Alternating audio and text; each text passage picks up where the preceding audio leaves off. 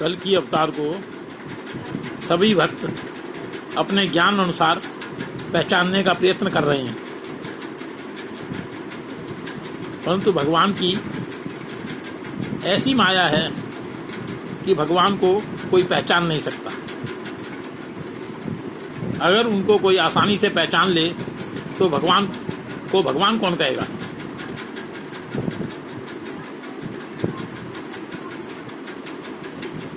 भगवान को पहचानना कोई आसान कार्य नहीं है।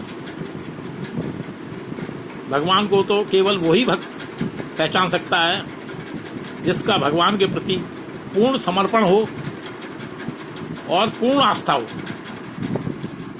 क्योंकि भक्ति तो लगभग सभी करते हैं।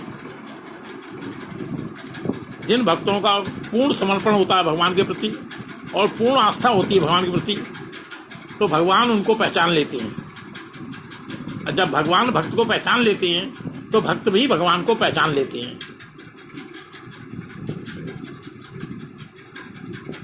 कहा गया है करोड़ों लोगों को ज्ञान दिया जाता है, मगर कुछ ही लोग स्वर्ग में जा पाते हैं, वैकुंठ जा पाते हैं, भगवान के दर्शन कर पाते हैं। ऐसे कुछ ही लोग होते हैं।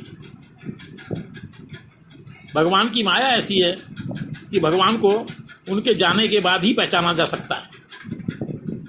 जब वो अपने कार्य करके चले जाते हैं तभी भगवान को कोई पहचान पाता है। हो सकता है कि लोग पहले पहचान लें तो भगवान अपना कार्य आसानी से नहीं कर पाएंगे। कार्य करने में परेशानी होगी, इसलिए भगवान माया का प्रयोग करते हैं। माया के वशीभूत होकर कोई भी भक्त उनको नहीं पहचान पाता है और भगवान अपना काम संपन्न करने के पश्चात वैकुंठ चले जाते हैं। तत्पश्चात लोग उनको पहचानते हैं कि ओहो, भगवान का अवतार हुआ और वो चले गए। यही उनकी लीला है और शायद ठीक भी है। पहले लोग पहचान लेंगे तो वो अपना कार्य सुचारू रूप से नहीं कर पाएंगे, क्योंकि भगवान अपनी पूजा करवाने हेतु नहीं आते हैं। भगवान तो धर्म स्थापना हेतु आते हैं और अपने कार्यों को संपन्न करने हेतु आते हैं। पूजा करवाना उनका उद्देश्य नहीं है, क्योंकि पूजा तो भक्तगण करते ही रहते हैं।